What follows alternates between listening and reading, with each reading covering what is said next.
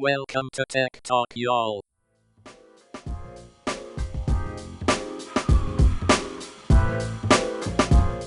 Hi, and welcome to Tech Talk, y'all, episode 339. I'm Adam Walker. And I'm Sanjay Park. In case you forgot or didn't realize, 113 times 3, 339. There you go. Yeah, I appreciate you reminding me of that. Yeah, there you go. Now I'm not going to be able to let you ever live that down. So anyway, we got a good episode for you today. We've got a lot of articles, a lot of good, interesting articles, I think. Yeah, they're kind of all over the place in different areas and industries and topics, but it's neat. Some of this stuff.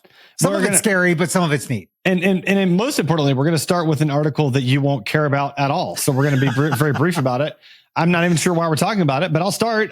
Threads finally launches its API for developers, and no one really, there were crickets everywhere. And okay. I think this might be important down the line. So, you know, if you look at what happened with Twitter back in the day, when they opened up their API and opened up basically an ecosystem for other people to build apps and tools around it, I think usage really did explode around it, right? You got things like TweetDeck and then some of these tools that did social media management. All of that was empowered by these APIs. And so I think that the second layer on top of that is the fact that Threads is a part of this, amalgamated kind of, whatever it's called, like federated universe of kind of comments and United Federation of Comments and Posts. United Federation of Comments. Yes, it leads to the United Federation of Space or something. Yeah, planets. That's the one. Planets. Yeah, it's okay. You're not nerdy enough. I'll help you out. I got you. Listen. You deal with the real science and technology. I will cover the fake stuff. I've got the sci-fi stuff. Yeah, I got you covered. Yeah. Okay. Good. If you need to know how the warp manifold works, man, I got you. That's cool. You're down. Yeah, I got you. Yeah. Spice production on Dune or on Arrakis? I don't know, man. Part two is pretty rough. I'm not gonna lie. I haven't finished. I'm only a little bit into. I'm a big Dune fan, so I doubt it's going to be bad for me. I think it's not good, man. But back to Threads, because it's a part of this federated system. I think the fact that there are APIs coming on, I think might help accelerate adoption. Okay, all right. And I will say, look, I'm not a huge Facebook fanboy, but there's a lot of things that they've been doing recently is really about being open and open source, right? Their LLM stuff, their generative AI stuff, all of these things, they've been focusing on making it open and open source. And so I think I like that. So we'll see if this means anything. I mean, we'll check back in like a year and a half, 2 years to see if this API meant anything. I predict I still will not be using Threads in a year and a half. That's my prediction. So we'll see what happens. Yeah, I probably won't be either. But something that hopefully a lot of people will be using, Gilead shot prevents all HIV cases in trial of African women. This is incredible. 100% efficacy is 100% wild. Like, what in the world? This is a disease that we have been dealing with for over 40 years now. And in the beginning, it was like, we don't know. You get this and you're just going to die. That's all there is. And then we finally created this cocktail of drugs that's like, okay, well, if you get this, it's still not great, but you can live a very, very long life. Right. And now it's like, you know what? You're just not going to get it. You're good. You're all set. You're good. It's all fine. Right. I mean, and I think the thing that this opens up too is if we can do it for this, what else can we do it for? Well, hopefully we can do it for cancer. I mean, we talked about the cancer vaccine and hopefully we'll get to that point, but I mean, that's the big horizon there. So amazing. Yeah. All right. Next up, AI develops, quote, groundbreaking new magnet free of rare earth metals. So, apparently like earth, magnets use rare earth metals that, require a lot of mining and whatever else.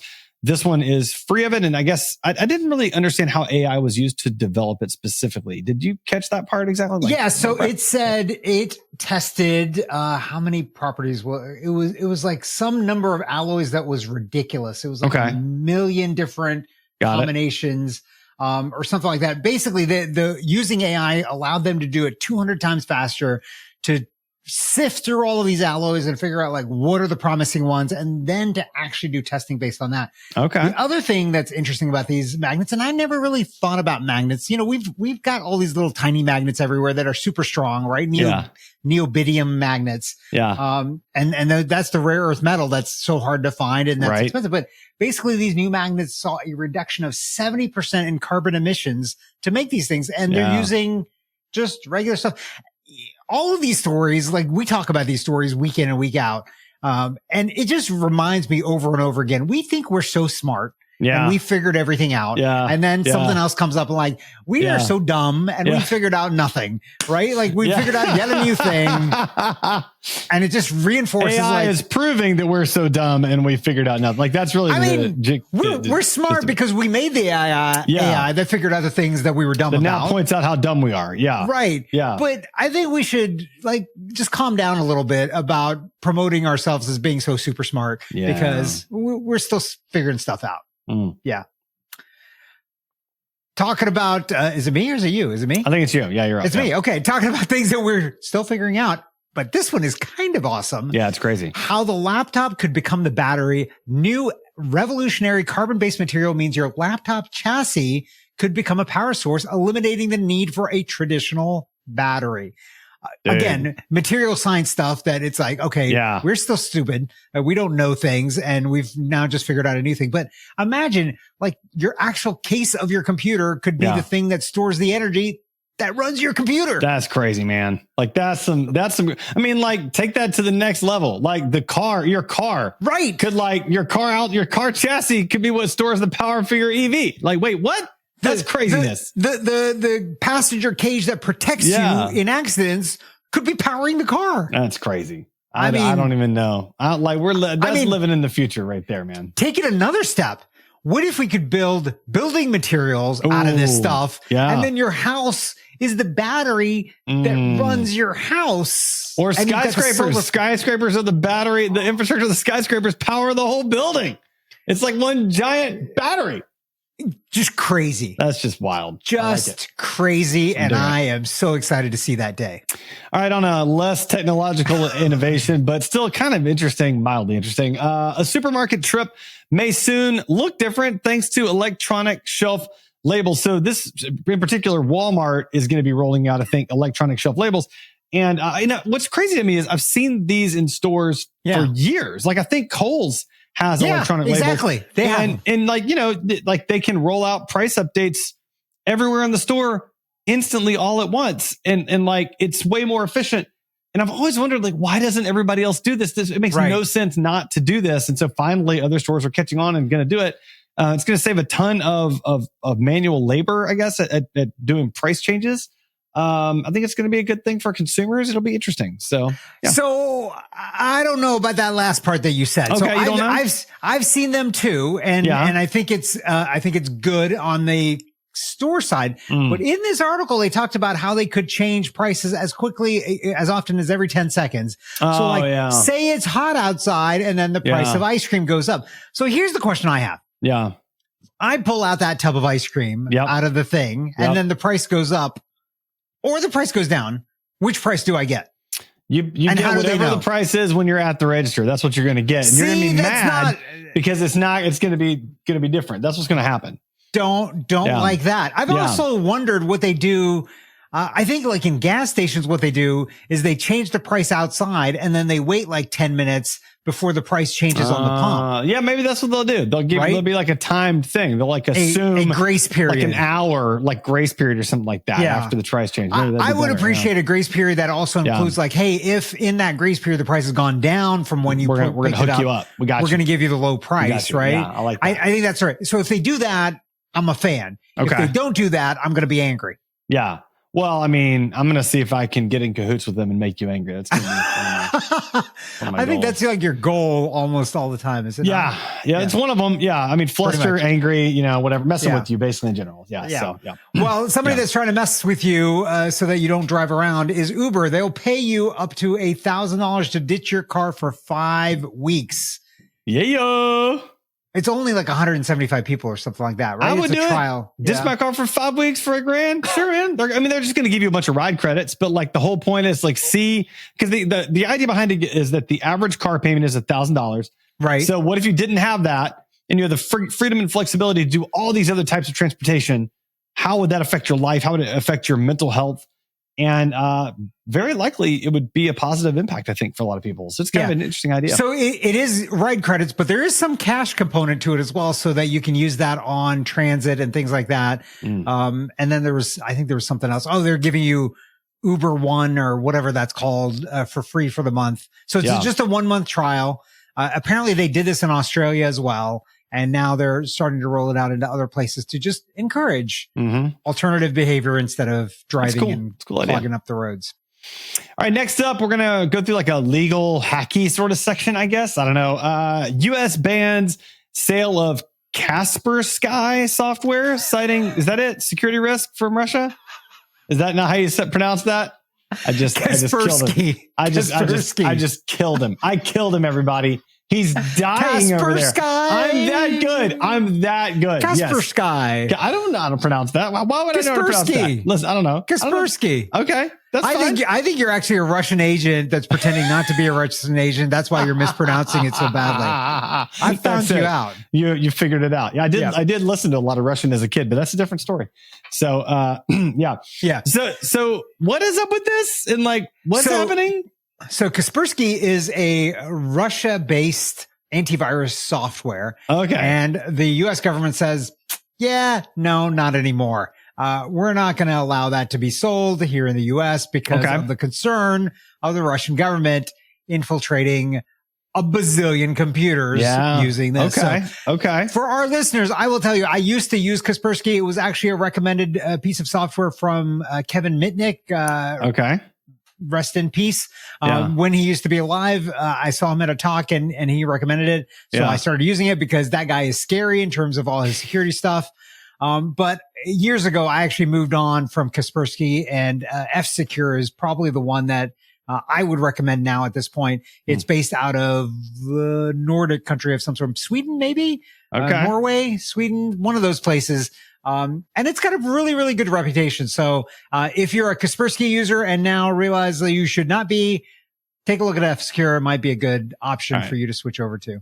All right. Fair enough. What's up next? Something else that you need to switch out of if you're using 5 men convicted of operating an illegal streaming service, Jetflix. Okay. Here's the thing. Yeah. This service basically was using torrents. They downloaded hundreds of thousands of shows. Thousands of shows. Yeah. Hundreds of thousands of shows. Yeah. Hundreds of thousands of shows. Yeah. And had them available. Yeah. The people on the service were paying $10 a month to access this. Yes. Okay. Listen, if you go on a service and it's $10 a month and you get more content than Netflix, Paramount, Hulu, all combined, and paying a fraction of that. Yeah. You got to think a little bit like, this may not be legit. Yeah. That falls into the category of if it seems too good to be true, it is. Right. And you should run. Yeah.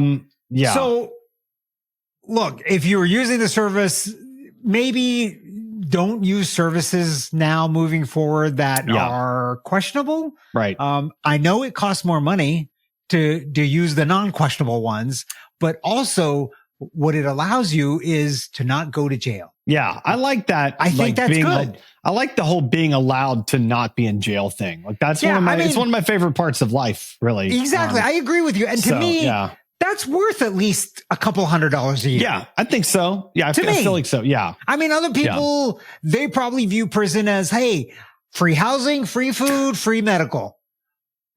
I don't. And that's why it's worth a few $100. Worth that. Probably, I mean, free plumbing, even, like free plumbing. You don't have to, you don't have to do any home repairs while you're there. Yeah, I mean, there is that, But your landlord sucks. I mean, the landlord's in your face like all the time. All the time. So there is that downside. Really, but look, you don't have to do any maintenance. Yeah. And you don't have to worry about any bills. But, if that's worth a couple $100 to you, then maybe go ahead and buy one of these services. Let's not. Maybe you shouldn't. Maybe you should. Yeah. All right. Next up, New York governor signs bill regulating social media algorithms in a U.S. first. So they are requiring social media algorithms for users under the age of 18 to be chronological in nature, to not do some of the late night alerts that might interfere with kids' sleep, and other things that I believe social media companies will be entirely and totally unwilling to do. So here's a question I have. If I'm over 18, am I allowed to pretend like I'm under 18 just so I can get those features? Because I want those features. For real. Can we opt in to being under 18? I'll do that. It's not where social media is. Social media is headed in such a different direction. I'm reading a book about this, right? And it's by Gary Vee. It's his new book, Day Trading Attention. And the premise of the book is that up until this point, social media has been foundationally about the people in your network, the people that you follow or the people that you friend. And that's the primary content you consume. But then TikTok completely flipped that around and made the primary thing the things that interest you, the things that the algorithm learns that interest you. And then it feeds you more of that, causing it to be, quote unquote, more addictive and everything else. And now what's happening is other social media companies are getting on board and realizing that's the way to keep people's attention. And therefore, all of it is going to go in that direction, away from your social networks and towards content that interests you, which is, I think, great personally, because some of the people that I follow, I like, and I still see their content, but they're not nearly as interesting as other things that I see that are related to what interests me. So, so I think it's actually a good thing, but the problem is there's not going to be a way to do that in chronological order. Like it's not possible to serve that up chronologically. That's not a thing. It's fundamentally against the way it works. Right. And so I don't think this is the solution. I think this is a solution to an older problem that now is outdated and antiquated, and they're going to have a better solution moving forward. I think this is not going to help very much. And herein lies the problem with legislation is that by the time it actually gets enacted, it's been so long that things have already shifted, right? Like technology and all these things shift so quickly that it's very, very difficult for legislation to keep up with them. Especially in the way that it's being written and considered. Like if you reflect back on at least this country and our constitution and some of these amendments, right? Like they're written in such ways that the interpretation is a little bit open. But the intent is there. And that's why it's stood the test of time, a little bit more than some of these other now newer pieces of legislation, which are not enshrined in the Constitution. And so maybe this is the lesson here of like, hey, maybe we should think more expansively on our problems and our solutions, right? Versus just saying like, hey, social media companies, these are the ones you need to have it doing this. And it's like, okay, I understand that that's what you see the problem is, and this is the solution, but maybe you should step back a little bit and be like, let's talk about the problem and generally problem how we want to solve the problem. That's right. Yeah, absolutely. Talking about somebody else who has a problem, Lockbit claims the hack of the U.S. Federal Reserve. This could be a big deal. It's not, but it's not clear if it's actually true. Okay. So nobody has verified any of the data. I mean, they're claiming, I don't know, remember what it was, 40 gigs, 400 gigs, some large amount of data that has been exfiltrated from the Federal Reserve. Now, here's the thing that I know about the Federal Reserve. We have one here in Atlanta. I don't know if have you been to? I've been. It's fancy. Real nice, real cool event space. So it's where the money is. They have all the money and they're the ones that ship it out. So you can go down there and see the vault. Now in the vault, I mean, you're behind glass. You can't actually get into the vault because that's where the money is. But they have people counting the money in these rooms. And they go into these rooms with special clothing, which is basically a white jumpsuit that has no pockets. And they don't have their phones and they have no pockets. They have no place to put money if they want to try to steal money. They go in these rooms and they count. And then if anybody has to use the bathroom, they all have to leave the room and then they go to the bathroom and then they all have to go back into the room. Like everything's like, it's a whole thing. Man, so you better hope somebody didn't have a bad lunch. That's all I'm saying. I know, exactly. You really won't get stuff done the rest of that day. So somebody that has that level of security, I find it's possible, but I find it really hard to believe that some random ransomware gang exfiltrated data out of a place like this. Yeah, it seems unlikely. They have the money. They have spent the money to make sure the place is safe. Yeah. And so I don't know. It might be true. Yeah.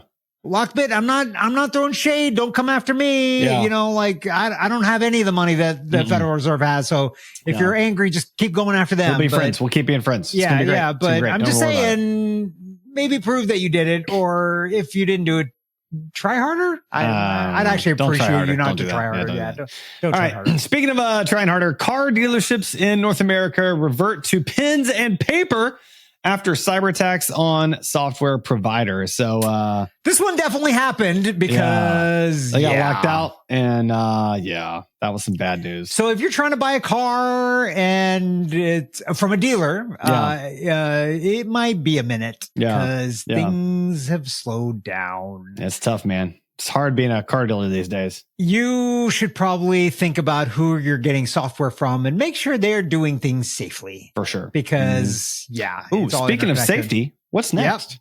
Up next, last one before Weird and Wacky. For Tesla's futuristic new Cybertruck, a fourth recall. And some of it is so dumb. Windshield wipers, side panels coming off. Side panels coming because they used an adhesive that wasn't properly applied. Now, here's the thing.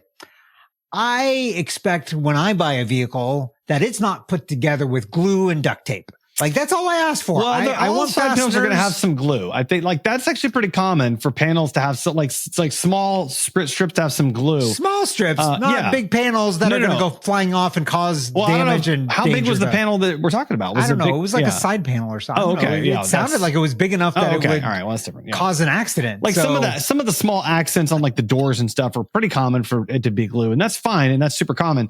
And I've had to like fix some of that stuff on my own cars. Right. But I mean, the broader problem is that obviously this is a vehicle, and we've talked about it before, that got rushed through production and has so many problems and is so expensive with so many problems. I mean, I'm shocked. I'm shocked by how many of them that I see. And there's like, what, 180,000 on the road, according to this recall, something like that? Like, there's one, somebody has one right near me. I see it every now and again. It's right on the main road for me. Did you see the one that polished it to make it a mirror finish? No, they took because it's, it's stainless steel. Right. So they polished the stainless steel to make it a full on perfect mirror finish. And what's terrifying is like it makes the car almost invisible in certain situations because it's just mirroring back something that blends in with what's in the background. And like, can you imagine driving next to something like that? Like, would totally freak you out. Well, like, what about when the sun is on it and it's blinding everybody? Blinds somebody. I gotta imagine that that's not street legal. It's it's crazy. Can't be street legal. It's crazy. So anyway, there you go. Time for the Weird and Wacky segment. Abominable snowman. He's not an axe murderer. One of the TAs turned out to be a bot. All right, first up in Weird and Wacky, electricity prices in France turn negative as renewable energy floods the grid. This sounds like a great problem to have. I don't see. Was this supposed to be a bad thing? Take this electricity and this bucket of cash. Have some free electricity and money. I want more electricity. Can I get more electricity and money? What kind of windmill do I have to put up at my house to make that happen? That's what I want to know. I think you actually don't want the windmill. You want the thing that eats the energy, not creates the energy. Because if you do the windmill, then you're going to have to pay people to take the energy off of that. That's bad. I don't want that. Right? Like you want to be on the opposite end. Basically, you want to turn on every fan in your house and every heater. Actually, you want to turn on the heater and the air conditioner at the same time. Yeah. Okay. And just let them fight it out while you collect the money. Tell us about this story before we get too deep into that. What happened exactly? Yeah, basically that's it. Like they are creating too much energy, more than what they can use. And so the actual price of energy has gone negative in certain situations. Oh, I understand. So you're saying like the more you use, like you get money. That's what you're saying. Like literally negative. Like theoretically. I think it that deducts out of your very bill. Not planet friendly. Like, all right, honey, the energy's gone negative. Turn on the stove. Let's fire it all up. Here we go. Where's the extra refrigerators? Get all 14 of them in here. Let's plug them all in. Energy efficient. No way, man. We don't need no energy efficient stuff. Get to make some money. It's fine because all that energy is from renewable sources. So, It's not bad for the planet. It's just you're just moving the electrons around. Well, it's all fine. Speaking of, I was driving, and I'll tell more about this story in a minute, but I was driving I-40 this last week, and man, there is a serious amount of windmills in I think it was in North Texas, so many windmills. Oh my gosh, it was wild. So yeah. And they're you say windmills, and sometimes you think the old timey windmills. But these are the gargantuan, these things massive were crazy. They were crazy deals, right? Those huge wind farms. Yeah. And it looks kind of cool actually when they're all spinning and circling. And it's oh yeah, there we go. Good for the environment. Right there. Talk about mirror finish actually for one more item. Reflective, and I think we've talked about this before. Yeah, reflective monolith in Las Vegas removed by police. What we know about the strange structure and others like it. Here's the best thing that I got out of this article. Okay. There's a website that tracks monoliths that I had no idea. Yeah, did you see that in the article? That should be your tech rec. That's amazing. Yes. It's the monolith tracking website. That is the bonus tech rec right here before we even get the tech recs. Yeah, it's monolithtracker.com. Dude. And it tells you about monoliths. And there's a page on this Wikipedia essentially site of monoliths that talks to you about this Las Vegas monolith. And apparently this thing has been there for years.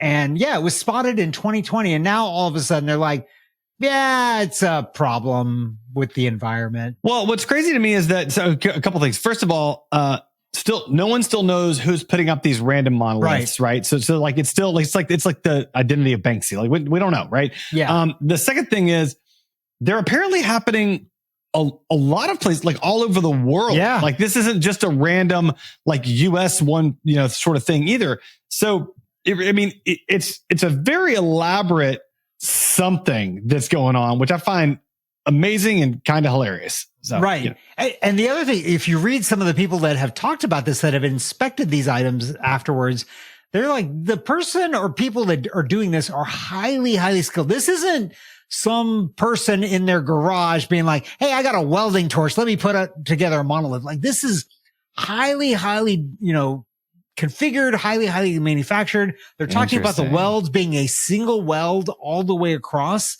There is a lot of skill and expertise that's going into producing these things. And the other part of me is who is funding this thing? Because these can't be cheap. Yeah. They're talking about this one in Las Vegas that potentially had to be dropped in by helicopter. That's not cheap to do either. I got to say though, listen, Sanjay. If let's say I ever get to the point where I have more than $20 million in the bank. Okay. Okay. At that point, I'm going to come up with some random crazy idea just like this. And I'm going to set aside $250,000 a year just to fund it, just to screw with people, just to totally mess with everybody. That's what I'm going to do. So there's enough rich people with twisted senses of humor in the world to where, I would do it. I'm just saying, I would do it. I would do it. We had that here in Georgia, those Georgia guideposts or whatever they were called. It was Georgia's Stonehenge, and it had all these carvings in it. It recently got destroyed, I think. Yeah. Or badly damaged. Okay, but listen. This thing happened in the 50s and it has been around for 60, 70 years. You brought up Stonehenge. Did you know there is a replica Stonehenge made out of fiberglass in Gulf Shores, Alabama? I did not know that. Off the side of some random road, not even in a park. No, you literally drive down this random road. You park literally on the shoulder of the road and have to go find it. And it's off, just a little bit in the woods somewhere. And you can walk through this replica. It's the weirdest, craziest thing. Yeah. So, and there's yeah, it's crazy. So I just found it on Atlas Obscura. I'm going to add a link into the show notes about this. But on Atlas Obscura, it's called Bamahenge. That's it. Yep. Because Bamahenge, of course. Yep. And there's some random replicas of dinosaurs there. And there used to be, I don't know if there still is, but a lady in the lake and her head and legs were coming out of the lake in the harbor. Yeah, I'm not even kidding, man. It's the weirdest thing. We took the kids there one time. What is happening? There's pictures of it. There's pictures of the lady in the lake. Yeah. What is happening here? And there's a T-Rex and there's some dinosaurs. It's very weird. Yes. What is happening? It's very, very strange. Alabama. Yeah. I don't even know. Doing all kinds of things over there. There you go. Tech Rec time. Time to get your tech wreck. Tech wreck. Chicky. Tech wreck. Time to get your tech wreck. Okay, Adam, it is Tech Rec time. What do you have for us this week? Okay, so to explain my tech rec, I'm going to have to tell you a story first. So last week, it's a tech rec and a story. Yeah, it's a tech rec and a story. So about a month and a half ago, one of my oldest friends texted me and he said, "Hey, random question. Would you be interested in flying to California and driving with me from California back to Atlanta?" Of course, my answer was absolutely, name the time. So that's what I did last week. I flew to California and we drove from Orange County, California, all the way back to Atlanta. We dropped by the Grand Canyon on the way. Well, this happens to be one of my oldest friends. And I decided that as a part of this road trip, I needed to create a bunch of AI generated songs about things that happened during our childhood. So I created songs like the classic Skylark on Fire, which was about the time that his Skylark caught on fire in our neighborhood and burned up in flames 15 foot high. Or the other classic story where we put his brother in the freezer. Now, he was only in the freezer for like 10 seconds, so it wasn't that big of a deal. But the story is told often and with very, very dramatic traumatization. So all that to say is I created 7 AI generated songs. I paid for the rights to the songs all through Suno.com. I paid the pro plan, so I had the rights to the songs.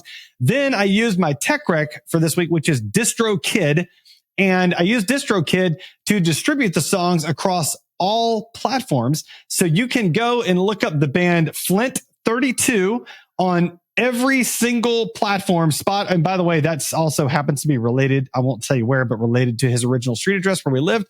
And so the band is Flint 32. If you go to Spotify and look for Flint 32, the album is Road Trip.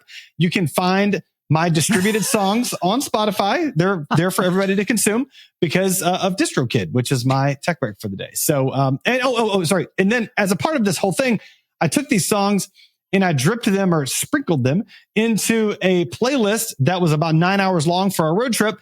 And we listened to the playlist, including those songs, and he was none the wiser because, who really listens to lyrics anyway? And so eventually I was like, "Hey, you got to listen to the lyrics of this song." And I played it and he's like, "Wait, what is going on?" And then I explained it to him and he thought it was amazing. So his favorite of my songs was the time that I was performing his wedding. So I was like kind of the minister guy that was performing the ceremony for his wedding. And that morning I had accidentally shaved off one of my eyebrows. So the name of that song is called One Brow Wedding. And it's in a boy band style. So if you want to look up One Brow Wedding is a good song.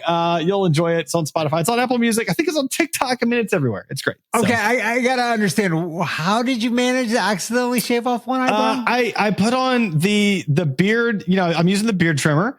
And, you think the guard's on the beard trimmer and you go to trim your eyebrows and somehow the guard wasn't on the beard trimmer. And I just zip, and it was just gone. So, that did happen. I'm going to need to see photos of this wedding later.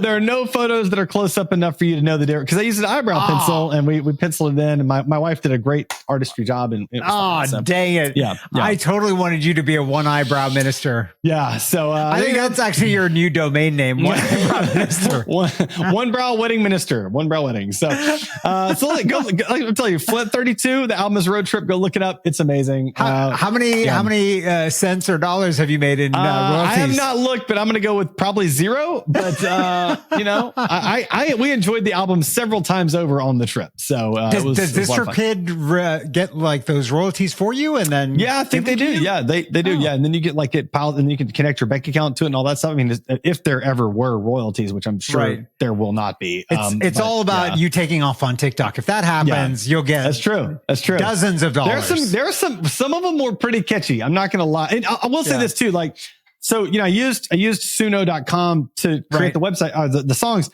and you put in a 200 character description, just 200 characters of what, here's the story, do it in this style. And some of the lyrics are just shockingly good. I mean, just like, for example, there was a song where we might have coaxed his little brother into peeing in the middle of the street during the summer because, why would you not do that? And there's like this lyric about like something about in the street where the pavement meets his feet, there's a tiny river that runs free. I mean, it's like, what? Like, what? Like, the lyrics are brilliant, and it's like all AI generated. It's so crazy. It's so crazy. So, yeah. Anyway, I think you might have another career as a musician. Oh my gosh, it can happen. Songwriter, something. Yeah. All right, Sanjay, what's your tech rec for us? My tech rec is a lot less fun, but maybe a little bit more useful. It's otter.ai. So OTTER.ai. Okay. The link in the show notes, by the way, is a referral link. You can get it 1 month of pro or something for free. But basically what this tool does is it records meetings for you and gives you a transcript of who said what in the meeting, as well as, and this is the important part, a summary of what's going on in that meeting, as well as action items.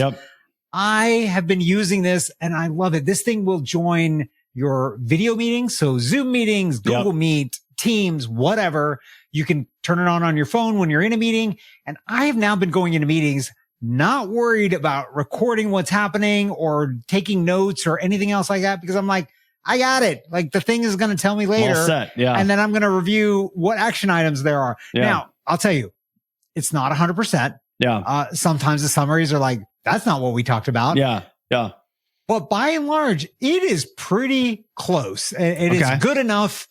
You know, if I'm going to compare me taking the action items and the notes in the meeting versus it, good enough. It's doing at least as good a job as me and probably a little bit better. Now, so have I told you what I do when those bots join a meeting and I'm the first one in there? Of course you have, because it's the same thing as just the prank playlist thing that you just did there. Because you're just a jokester. I mean, I'll just if I'm in a meeting and your Otter AI jumps in and nobody else is there, all I'll be like, Sanjay loves unicorns. Sanjay loves unicorns. Sanjay loves unicorns. Sanjay loves unicorns. Sanjay loves unicorns. Sanjay loves. And I'll just say it over and over again for like the longest time. And then like the first meeting item is Sanjay loves unicorns. I'm like, yeah, he does. He sure does. He loves those unicorns. I mean, that's true. So I don't know why that's a prank, but okay. It's just funny. It's just, that's all it is. It's just funny. I mean, everybody loves unicorns. Come on. What kind of monster do you think we are? But it's just funny. So, anyway. I went to Barnum and Bailey's circus once because they had a unicorn. Yeah. And it was not a unicorn. It was not a unicorn. It was a horse. It was a horse with a horn attached to it. Yeah. Sad. That's what it was. So, it's an unhappy horse. Sad. Yeah. All right, Sanjay, how can the listeners find and connect with you? They can find me talking about unicorns at sanjayparikh.com. Or sanjaylovesunicorns.com. That's my new domain. They can find me on my website. One eyebrow unicorn. AdamJWalker.com. One brow weddingminister.com. And I think one brow unicorn is the way to go. One brow unicorn.com. I like it.